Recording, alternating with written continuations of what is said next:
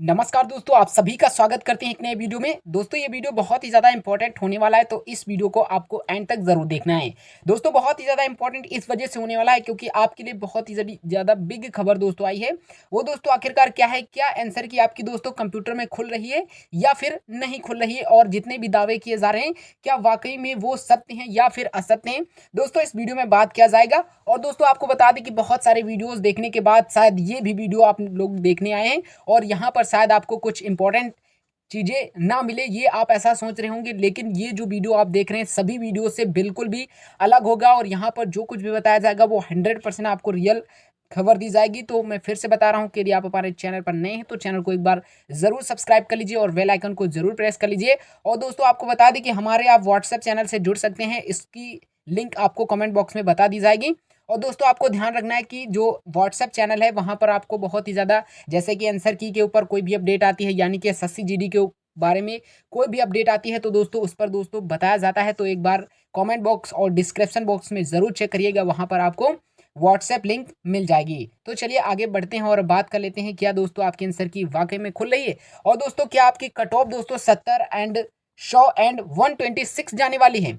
दोस्तों ये जो हमने डाटा लिया है और जो हमने मार्क्स लिए हैं ये दोस्तों आपको लग रहे होंगे कि फेक हैं और व्यूज कमाने के लिए लिया जा रहा है, तो ऐसा बिल्कुल भी नहीं है। और ये दोस्तों जो नंबर लिए हैं इस पर दोस्तों कई हजार बच्चों का सिलेक्शन होगा। हम कई बच्चों का नहीं, कई हजार बच्चों का सिलेक्शन होगा इन्हीं नंबरों के बीच में। और इन्हीं नंबरों पर आपको बस वीडियो को एंड तक देखना है, फिर आपको पता चल जाएगा क्या आपका 70 नंबर पर सिलेक्शन हो जाएगा, 100 नंबर पर, 126 नंबर पर।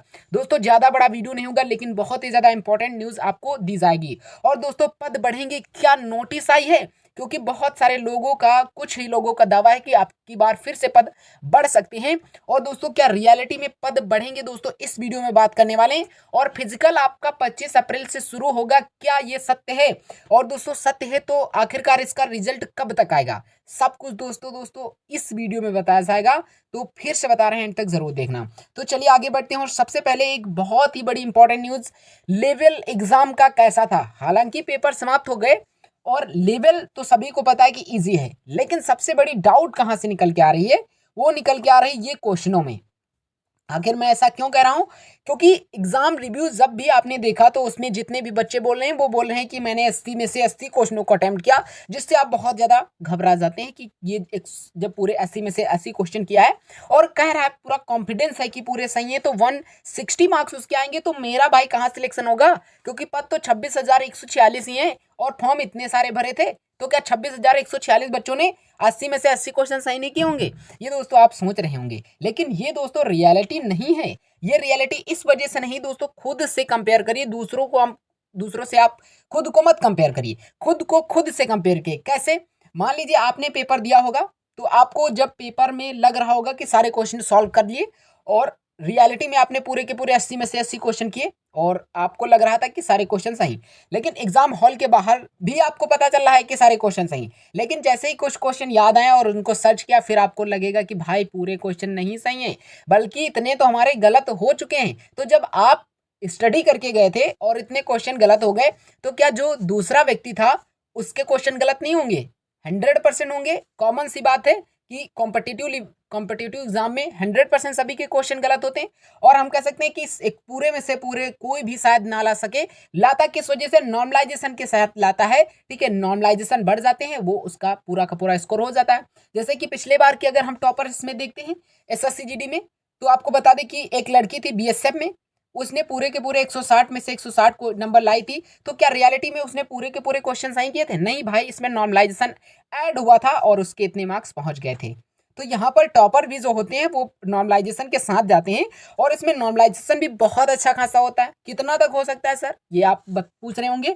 तो इसमें देखिए 20 मार्क्स तक का नॉर्मलाइजेशन, और उससे हम कह सकते हैं ऊपर ही देखने को मिल सकता है, इससे कम कुछ बच्चों के देखने को मिलेंगे, लेकिन हाईएस्ट अगर बात करते हैं तो 20 मार्क्स तक का आपको नॉर्मलाइजेशन देखने को मिल जाता है।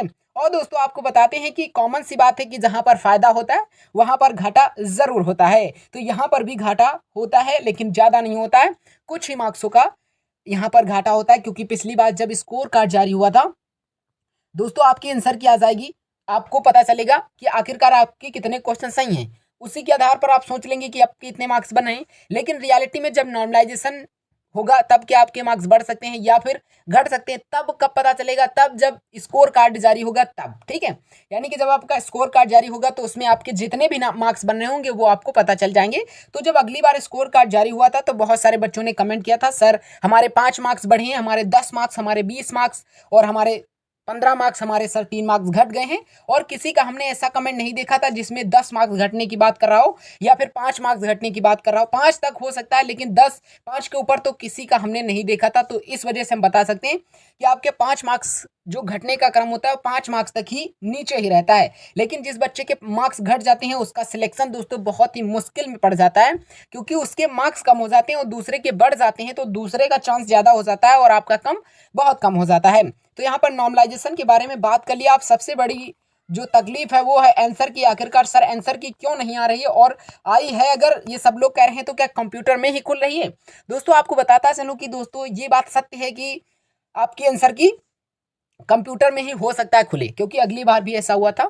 इसमें बहुत सारे बच्चे मोबाइल से देखने वाले नहीं खोल पाए थे और शायद मोबाइल पर चल भी नहीं रही थी। उसके बाद दोस्तों मोबाइल पर चलना स्टार्ट हुई थी। पहले दोस्तों डेस्कटॉप मोड पर आई थी ताकि बहुत सारे लोग एक साथ उस वेबसाइट पर कह सकते हैं कि विजिट ना करें, जिसकी वजह से वो जो वेबसाइट है वो क्रैश भी हो सकती है। तो इस वजह से वो पहले डेस्कटॉप मॉडल यानी कि लैपटॉप या कंप्यूटर से आप चेक कर सकते हैं, इस प्रकार भेजते हैं। तो हो सकता है इस बार ऐसा भेजा जाए, लेकिन अभी अगर कोई दावा कर रहा है कि भेजी जा चुकी है और वो खुद चेक कर चुका है तो वो एकदम गलत बोल रहा है।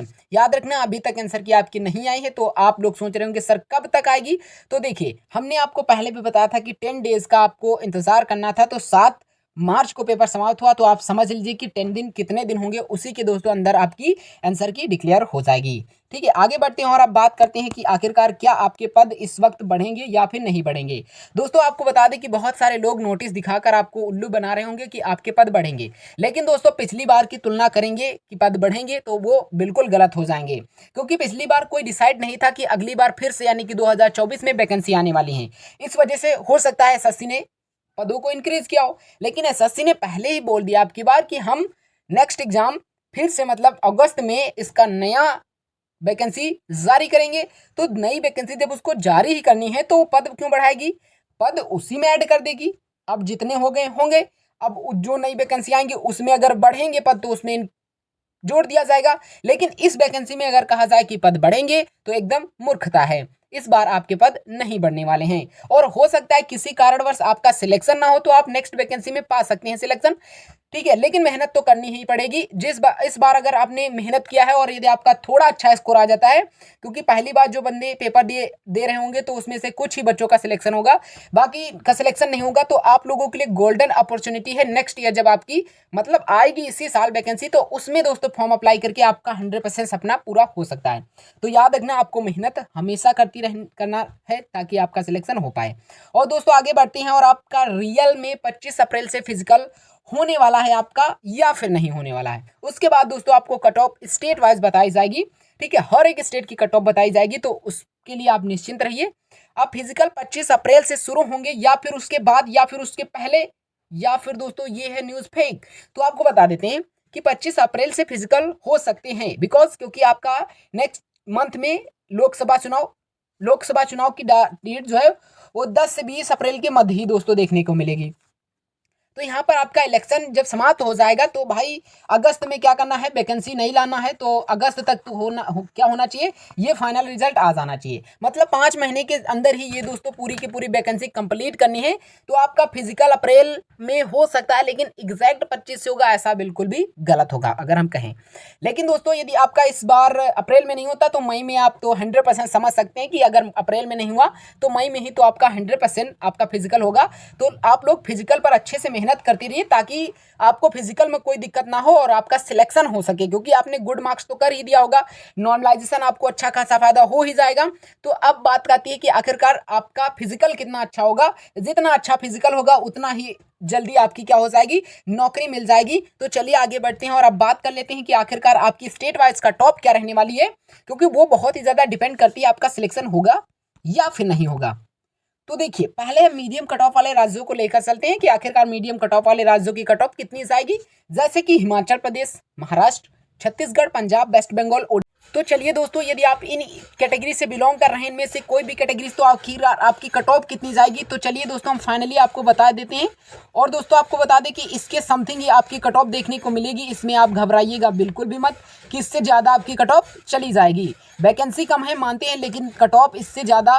भाई आपको बता दें कि 1 या 2 मार्क्स जब इंक्रीज हो जाते हैं ना, तो इतने सारे बच्चे बाहर हो जाते हैं। तो ये आप समझ सकते हो कि वैकेंसी कम है मानते हैं, लेकिन अगर कुछ 2-4 मार्क्स बढ़ ही जाएंगे, उससे ज़्यादा आपकी कट ऑफ नहीं बढ़ेगी। यदि आप इन स्टेट से बिलोंग कर रहे हैं, तो आपको एनी पोस्ट पर सिलेक्शन यदि पाना है, तो कम से कम 110 का स्कोर होना चाहिए। तभी आप सोचिएगा कि आपका दोस्तों इस बार नौकरी, एक पोस्ट मिलेगी और नौकरी आपकी पक्की हो जाएगी। और दोस्तों यदि ओबीसी और ईडब्ल्यूएस कैंडिडेट की कट ऑफ के बारे में बात करते हैं, तो 108 यदि आते हैं तो 100% सिलेक्शन मिल सकता है आपको। वहीं एससी और एसटी कैटेगरी की, तो एससी कैटेगरी 105 और एसटी 100 मार्क्स। ठीक है, ये दोस्तों एक ऐसा स्कोर जिस पर आपको 100% एनी पोस्ट सिलेक्शन मिल जाएगा। तो आप लोग निश्चिंत रहिए। यदि आप इन स्टेट से बिलोंग करें, तो आपको जनरल एरिया की, बॉर्डर एरिया की या फिर नक्सल एरिया की अगर कोई कट ऑफ चाहिए, तो कमेंट बॉक्स में जरूर बताइएगा। आगे बढ़ते हैं और अब बात कर लेते हैं कि आखिरकार इन स्टेटों की कट ऑफ कितनी जाएगी जो लो कट ऑफ वाले राज्य हैं, जैसे कि तमिलनाडु, मिजोरम, नागालैंड, मेघालय, कर्नाटक, गुजरात, जम्मू कश्मीर, असम एंड गोवा। ठीक है, इन स्टेटों से सिक्किम भी है। इन स्टेटों से अगर आप बिलोंग कर रहे हैं, तो आखिरकार आपकी कट ऑफ कितनी जाएगी, फाइनली दोस्तों आपको बताएंगे कि फाइनल कट ऑफ आपकी कितनी देखने को मिल सकती है। तो देखिए, इन सभी कैटेगरी को हम लिखकर आपको बताएंगे। तो देखिए, यदि आप यूआर कैंडिडेट हैं, तो कम से कम 85 का स्कोर करिएगा, और कर भी चुके होंगे तो आपका सिलेक्शन हो जाएगा। वहीं ओबीसी 83 और ईडब्ल्यूएस भी 83 का। वहीं एससी कैंडिडेट 80 के आसपास होगी, और एसटी कम से कम 75 से लेकर 78 तक देखने को मिल सकती है। तो ये दोस्तों जो आपकी कट ऑफ होगी, इस पर आपको एनी पोस्ट यानी कि आपकी नौकरी पक्की हो सकती है। और यदि आप अपनी फर्स्ट चॉइस पाना चाहते हैं, तो इससे कम से कम 5 मार्क्स आपके अधिक होने चाहिए, तभी आप अपनी फर्स्ट चॉइस पा सकते हैं। तो चलिए दोस्तों, यदि आप इन स्टेट से बिलोंग करते हैं, तो आपको नक्सल बॉर्डर एरिया की, और अगर आप बिलोंग कर रहे हैं, आप कमेंट कर सकते हैं कि कितने आपकी कट ऑफ जाएगी, उसको हम कमेंट बॉक्स में ही बताने का पूरा प्रयत्न करेंगे। आगे बढ़ते हैं और अब बात कर लेते हैं जो सबसे महत्वपूर्ण स्टेट, दिल्ली, उत्तराखंड, हरियाणा, उत्तर प्रदेश, बिहार, झारखंड, मध्य प्रदेश एंड राजस्थान। ये दोस्तों ऐसे स्टेट हैं जहां पर कट ऑफ ऑलवेज हाईएस्ट जाती है। हाईएस्ट कट ऑफ यहां पर देखने को हमेशा मिलती है, चाहे जब एसएससी जीडी की वैकेंसीज आए। तो आपको पता होना चाहिए कि आखिरकार यदि आप इन स्टेटों से बिलोंग कर रहे हैं, तो आपके कितने मार्क्स होने चाहिए। यदि आप यूआर हैं, ओबीसी हैं, एससी हैं और एसटी हैं और ईडब्ल्यूएस कैंडिडेट हैं, तब भी आप ओबीसी कैंडिडेट की तरह ही कट ऑफ मानिएगा। 130 ये एक ऐसा स्कोर जिस पर दोस्तों आपको एनी पोस्ट 100% मिल जाएगी। वहीं ओबीसी कैंडिडेट की यदि बात करते हैं, तो इनके लिए कम से कम 128 का टारगेट होना चाहिए, और 128 विद नॉर्मलाइजेशन अगर मिल जाते हैं, तो 100% का सिलेक्शन हो जाएगा। वहीं एससी कैंडिडेट और ईडब्ल्यूएस कैंडिडेट भी कितने, 128, और ये मेल वालों की कट ऑफ है। यदि आप फीमेल हैं, तो आपको क्या करना है, कम से कम 5 या 6 मार्क्स कम कर लीजिएगा, आपका एक अच्छा स्कोर बन जाएगा और आपका 100% सिलेक्शन भी हो जाएगा। वहीं एससी कैंडिडेट यदि बात करते हैं, तो 125, एसटी 122। ये दोस्तों एक ऐसी कट ऑफ जिस पर आपको 100% सिलेक्शन मिल जाएगा। तो याद रखना, यदि आपके इतने मार्क्स आ जाते हैं, तो आप निश्चिंत रहिए और फिजिकल पर अच्छे से फोकस करिए, और आपके आंसर की जल्द ही दोस्तों डिक्लेयर हो जाएगी। तो चलिए मिलते हैं नेक्स्ट वीडियो में, तब तक के लिए जय हिंद, वंदे मातरम।